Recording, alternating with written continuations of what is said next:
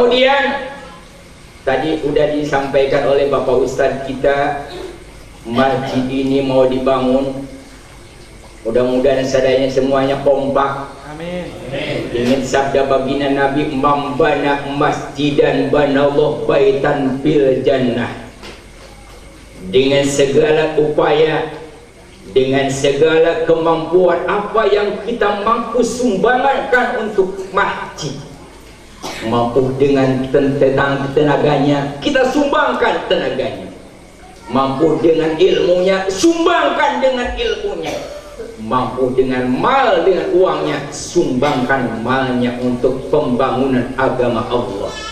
Membana masjidan banallahu baitan fil jannah. Siapa yang membangun masjid ketika di dunia, maka Allah akan membangun istana buat kita yang bangun masjid nanti di jannatullah. Amin. Kemudian yang mencintai masjid, yang selalu hatinya cumantel ke masjid. Cumantel apa ini? Cumantel kata Sunda. Yang selalu ingat masjid, memajukan masjid, itu akan dapat naungan Allah Subhanahu wa ta'ala dikala tidak ada naungan Allah. Alhamdulillah di sini pemuda-pemudinya kompak. Insya Allah di masa yang akan datang Islam di wilayah ini akan ada dalam kemajuan. Amin. Amin. Sehingga menghimbas ke wilayah-wilayah yang lainnya. Amin. Insya Allah. Jadi yang ketiga yang menyebabkan umat Islam di Indonesia ini lemah, masih adanya sifat bakhil, pelit, medit, bincap, jahe. Mudah-mudahan sifat bakhil itu udah dihilangkan. Tangan yang paling hebat, yang paling mulia ada tangan pengasih, yang suka ngasih, yang suka infak. Yang keempat, penyakit yang menyebabkan umat Islam di Indonesia ini lemah, adanya sifat aljaban. Yang ke satu apa tadi? Jahlun fiddin wa jahlun filma. Yang kedua, tidak ada sifat ittihad. Yang ketiga, adanya sifat bakhil. Yang keempat, adanya penyakit aljaban, penakut, takut menegakkan yang hak adalah hak, takut menegakkan yang batil adalah batil. Kalau melihat atasan melakukan kesalahan, cuek aja, masa bodoh. Ada yang di sekeliling kita yang melakukan kesalahan, kita enggan untuk menasehatinya. Padahal kewajiban umat Islam adalah saling menasehati di jalan kebaikan. Wa tawassaw bil haq wa tawassaw bis sabr. Saling menasehatkan di jalan hak, di jalan kebaikan. Saling mengingatkan satu dengan yang lainnya. Peduli kepada sesama. Jangan istilah kata Betawi lu gue gitu, masa bodoh. Mau bikin apa kek, mau bikin ulah apa kek, masa bodoh nggak peduli. Itu tidak boleh. Jadi jangan ada sifat ajaban, takut menegakkan yang hak adalah hak, takut menegakkan yang batil adalah batil. Yang batil katakan batil, yang hak katakan hak. Kalau kita lihat hukum di Indonesia ini sangat menyedihkan. Hukum di Indonesia yang ada hukum pisau. Tahu Bapak pisau? Pisau ke atas tumpul, ke bawah tajam.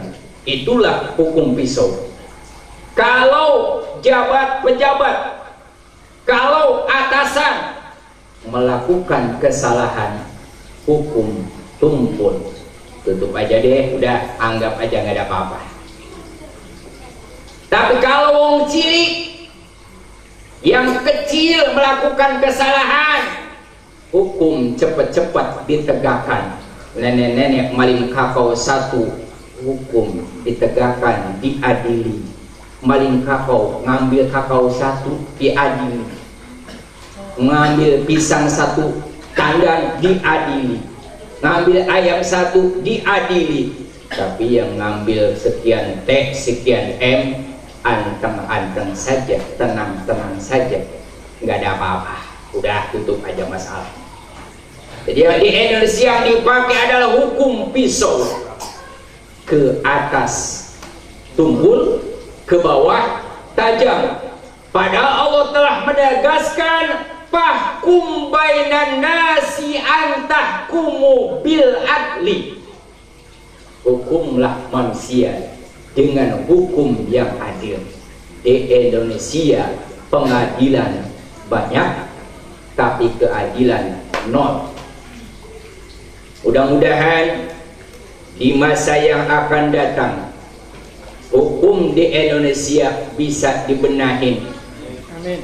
Keadilan ditegakkan. Amin. Amin. Insya Allah. Juga mudah-mudahan 4 macam penyakit di sini bisa diatasin, bisa diobatin, sehingga umat Islam dengan Islamnya laksana yang naik pesawat. Sekali lagi, mudah-mudahan umat Islam dengan Islamnya laksana yang naik pesawat. Pesawat yang memunggung tinggi ke angkasa, umatnya ikut di dalamnya tinggi.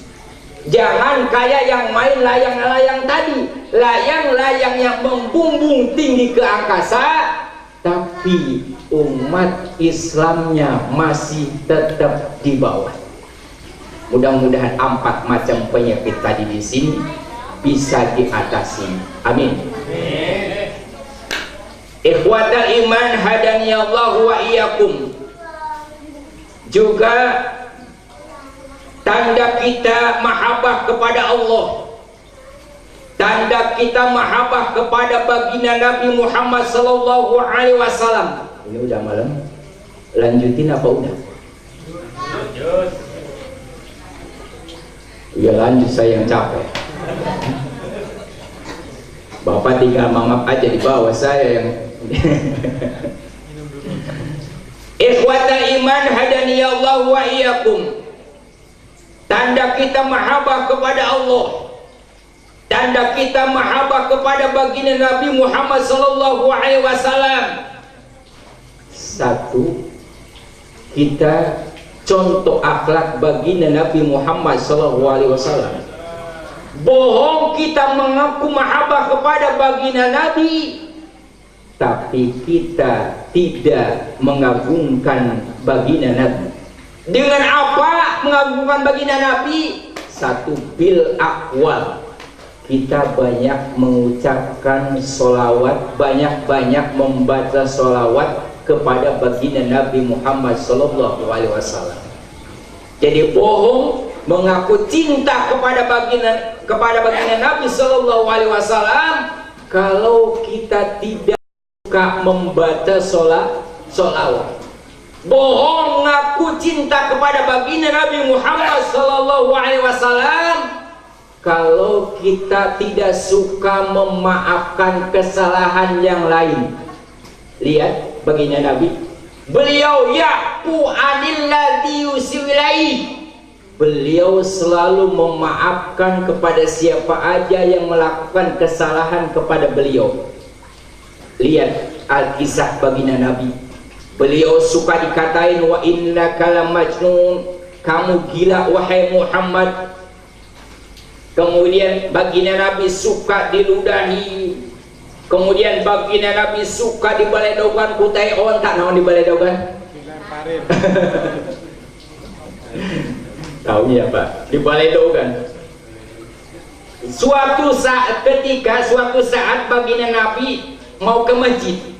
Kemudian di jalan yang mau menuju ke masjid ada Yahudi. Si Yahudi meludahi baginda Nabi Muhammad sallallahu alaihi wasallam. Apakah ngambek baginda Nabi? Tidak. Kalau kita mau ke masjid ada yang meludahi, wah udah gimana kali ya? Ngambil batu kali pula kita baginda Nabi. Besoknya lagi beliau mau ke masjid, diludahin lagi. Santai aja, nggak kapok. Kalau kita kalau nggak ngambil batu atau apa mungkin kapok. Wah, besok nggak mau ke masjid lagi, kapok deh.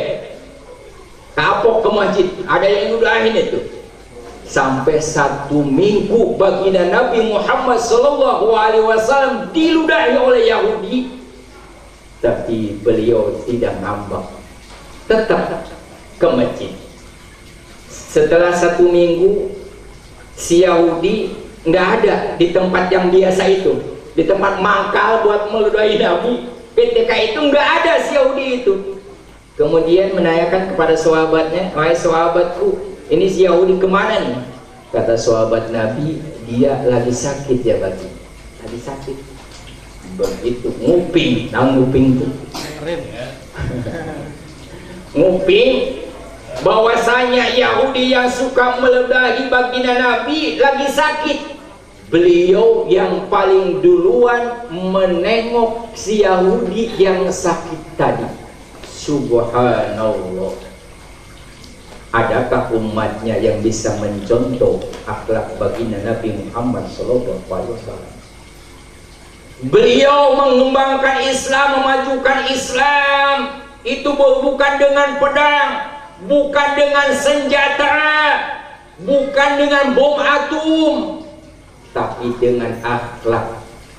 Bukan hanya malaikat, bukan hanya manusia, Allah pun muji kepada akhlak baginda Nabi Muhammad SAW saking mulianya. Wa innaka la'ala khuluqin adim. Wa innaka la'ala khuluqin adim. Yakin engkau Muhammad yang paling bagus akhlaknya, yang paling istimewa akhlaknya, sehingga kanjeng Nabi dikenal Abdul Makhlukin. Beliau manusia yang paling utama, Abdul Makhlukin, manusia yang paling utama.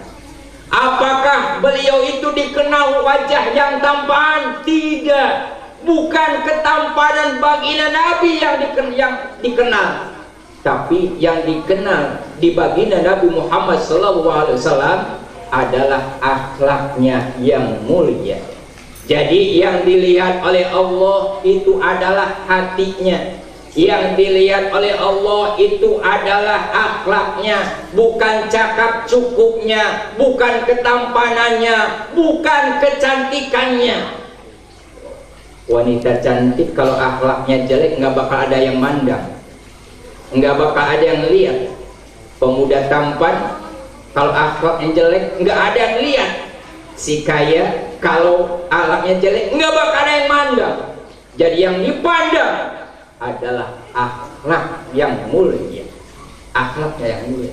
Diludahi, beliau tetap memaafkan si Yahudi sehingga masuk Islam. Beliau yang paling dulu menjenguk, beliau yang paling dulu mendoakan si Yahudi itu supaya lekas sembuh. Jadi kita sebagai umatnya kalau ada yang sakit cepat-cepat kita tengok, kemudian kita doakan, tapi jangan ngata-ngatain pas kita nengok, bilang-bilang, tetangga anu nih penyakit ini mati. Udah, nggak usah nengok kali gitu ya. Udah nengok pas bilang, wah penyakit ini tetangga mati katanya. Senengin dia, support dia supaya lekas sembuh, doain supaya lekas sembuh. Ikhwatal iman hadani Allah wa iyyakum.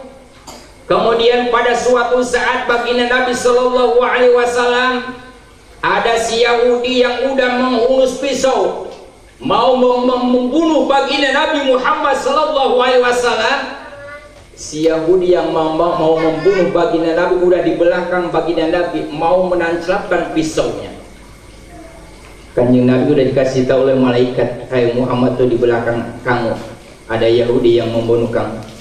Begitu si Yahudi mau melepaskan pisaunya, baginda Nabi nengok ke belakang, yumsak mablul namanya, ketangkap basah. Begitu baginda Nabi nengok ke belakang, si Yahudi lagi megang pisaunya, hai Muhammad, siapa yang akan menolong kamu? Kata si Yahudi, dengan tenangnya baginda Nabi menjawab, Allah Allah Jalla Jalaluhu, Allah yang akan menolong saya. La khaufun alaihim, tidak ada yang takut kecuali kepada Allah. Buat apa takut dengan Yahudi? Buat apa takut dengan pisau? Pisau ciptaan Allah, Yahudi ciptaan Allah. Allah Jalla Jalaluhu, Allah yang akan menolong saya. Begitu baginda Nabi mengatakan lafaz Allah, pisau seketika jatuh, diambil oleh baginda Nabi. Hai Yahudi, siapa yang mau menolong kamu? Berdekik malah masuk Islam. Itulah akhlak baginda Nabi Muhammad sallallahu alaihi wasallam. Ya'fu 'anil lati yusiu ilaihi. Beliau selalu memaafkan kepada siapa aja yang melakukan kesalahan kepada beliau. Makanya disegani kawan dan lawan, dicintai kawan, disegani lawan, dicintai kawan. Itulah baginda Nabi Muhammad sallallahu alaihi wasallam. Ikhwatal iman hadani Allah wa iyyakum. Maksud hati memeluk gunung, apa daya tangan tak sampai. Poin mah masih panjang yang mau disampaikan, tapi waktunya udah malamnya. Udah malam, dan udah capek, sama-sama udah pada ngantuk.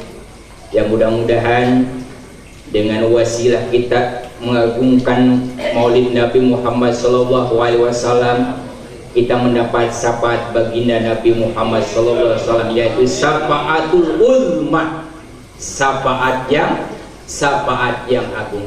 Insyaallah kalau kita ada iman, kita ada bekal, kita ada alat, kita akan mendapat syafaat baginda Nabi Muhammad SAW.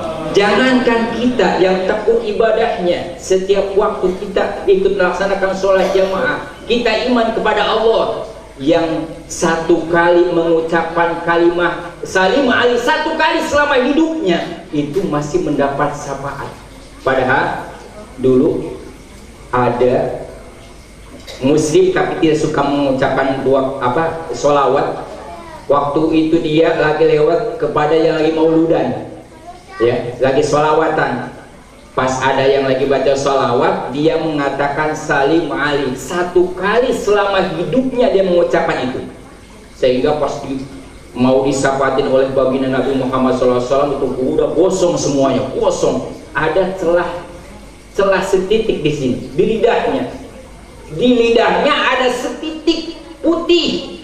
Itu cuma satu kali ketika di dunianya mengucapkan sholawat salim ali, cuma gitu doang. Begitu diusap lidahnya yang putih itu langsung cahaya. Jadi kalau kita punya alat, punya bekal, insya Allah kita semuanya akan mendapat syafaat baginda Nabi Muhammad SAW. Apalagi kalau kita banyak membaca sholawat ketika di dunia.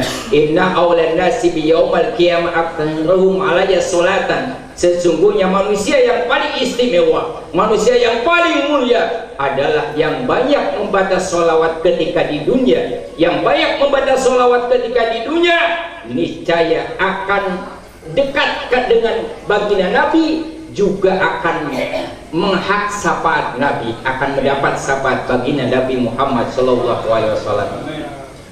Alhamdulillah rabbil alamin, pemirsa Badar TV dan jamaah Masjid Al-Muhajirin yang dirahmati Allah. Sangat luar biasa apa yang telah disampaikan oleh Bapak Ustadz Muhammad Afandi dari Cirebon. Sungguh-sungguh kita sebagai umatnya Nabi Muhammad SAW memang harus mengagungkan nama beliau. Apalagi di hari ini momen yang tepat, yaitu tanggal 12 Maulid. Apa yang disampaikan oleh Bapak Ustadz Muhammad Afandi dari Cirebon tadi, mudah-mudahan akan lagi meningkatkan iman dan takwa dan kepercayaan, atau paling tidak mengikuti ajaran yang disampaikan oleh Rasulullah SAW.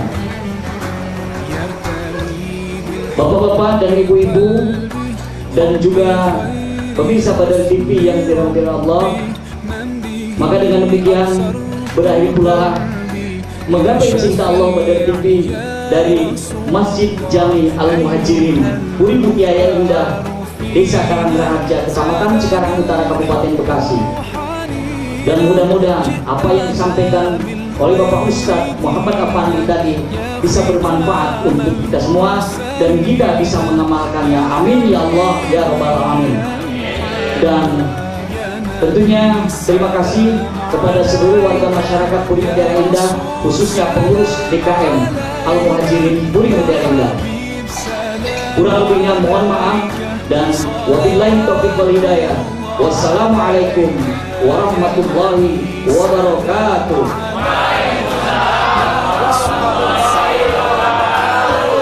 Alhamdulillahi rabbil alamin hamdan syukuran hamdan na'imin hamdan yuwafi ni'amahu bima hidayah rabbana lakal hamdu kama yanbaghi jalali wa azimi sultan.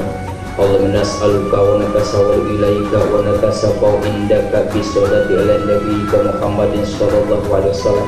Antaqdiya hajatina antaqdiya hajatina antaqdiya hajatina fa innahu la yaqdi hajata ahadin illa anta ya hayyu ya qayyum rahmatika nastaghiitsu ya muqisu agisna ya muqisu agisna ya muqisu agisna. Allahumma salimna wa salim zawjatana wa salim abana wa salim ummahatina wa salim auladana wa salim ikhwanina wa salim akhwatina wa salim awlatina wa salim ustadana wa salim dinana wa dinana. Allahumma nas'aluka ridhaka wa jannah wa na'udzubika min sakhatika. Allahumma nastahfiduka wa nastaudiuka adyanana wa abdanana wa anfusana wa ahlana wa kulla syai'in atitana. Allahumma inna na'udzubika min ilmin la yanfa' wa qalbin la yakhsha wa du'ain la yusma wa amalin la yusfa. Allahumma inna na'udzubika minal hammi wal hazan wa na'udzubika minal 'ajzi wal kasal wa na'udzubika minal jubni wal bukhl wa na'udzubika min ghalabati dain wa qahri rijal. Allahumma sallimna min afati dunya wa min adabil akhirah wa fitnati ma innaka 'ala kulli shay'in qadir.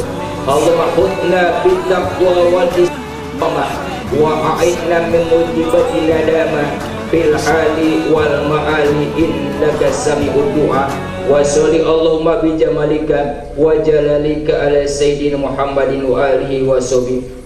Rabbana taqabbal minna innaka antas samiul alim wa tub alaina innaka antat tawwabur rahim. Wa sallallahu ala sayyidina Muhammadin wa alihi wa sahbihi. Wassalamualaikum warahmatullahi wabarakatuh.